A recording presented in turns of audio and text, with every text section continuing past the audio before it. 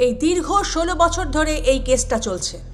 Police এবং তদন্তকারী অফিসাররা এই কেসের সাথে যুক্ত প্রত্যক্ষ ও পরোক্ষভাবে ২০ জন আসামিকে চার্জশিট দিয়েছে।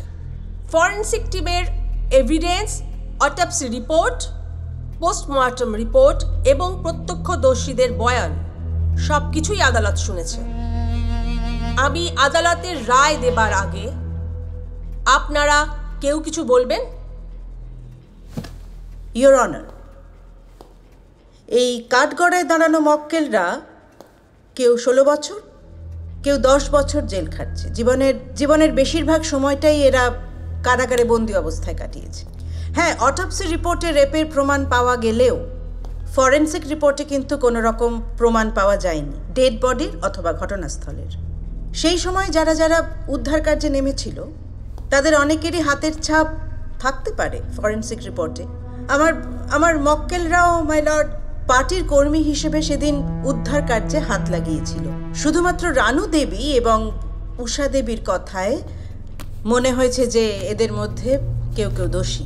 কিন্তু মিলর্ড, ওই অন্ধকারে কি সত্যিই মানুষ চেনা সম্ভব? এদের জায়গায় অন্য কেউ থাকলে যে কেউ কনফিউজ হতে পারত।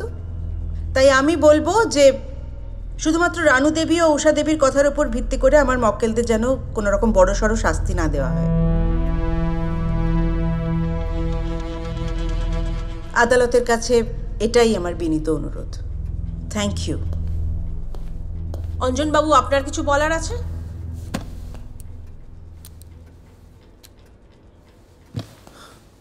ইয়োর অনার, ১৯৯০ থেকে ২০০৬ ১৬ বছর ধরে আমি এই আদালতে আসছি। কখনো সিআইডি টিমের তদন্ত, কখনো অন্তর্বর্তী বিচার বিভাগের তদন্ত, কখনো গোয়েন্দার স্পেশাল বিভাগের তদন্ত, কখনো অলিখিতভাবে কেন্দ্রীয় গোয়েন্দা টিমের তদন্ত। আমি অনেক তদন্ত দেখেছি, অনেক। কিন্তু মাননীয় আদালত, আমি একটাই প্রশ্ন জিজ্ঞেস করতে চাই যে এই তদন্ত আরও কতদিন চলবে?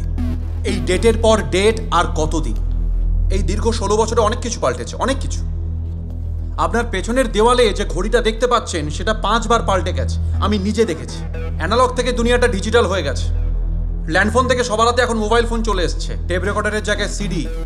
এমনকি আমার ৭ বছরের ছেলে, যার বয়স এখন ২৩, যবে থেকে ওর জ্ঞানগম্যী হয়েছে, আমাকে প্রশ্ন করে যে এই কেসটার শুনানি কবে হবে। কিন্তু আমি ওকে কিছুতেই বুঝিয়ে বলতে পারি না যে এই কেসটা এখন আর কেস নেই, এটা একটা সাবজেক্ট।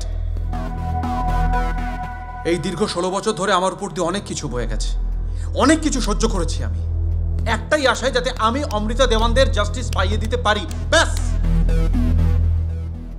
আমার মনে হয় আমি হেরে গেছি। আর এই হার কিন্তু শুধু আমার একার হার নয়, এই হার অমৃতা দেওয়ানেরও নয়, এই হারটা ইমরানের নয়, এই হারটা ইন্সপেক্টর অমিতাভেরও নয়, ইভেন ১৯৯০ সালে যারা রাস্তায় নেমে প্রতিবাদ করেছিল এই হার তাদেরও নয়। এই হার ডেমোক্রেসির, এই হার সংবিধানের, এই হার আমাদের মনুষ্যত্বের।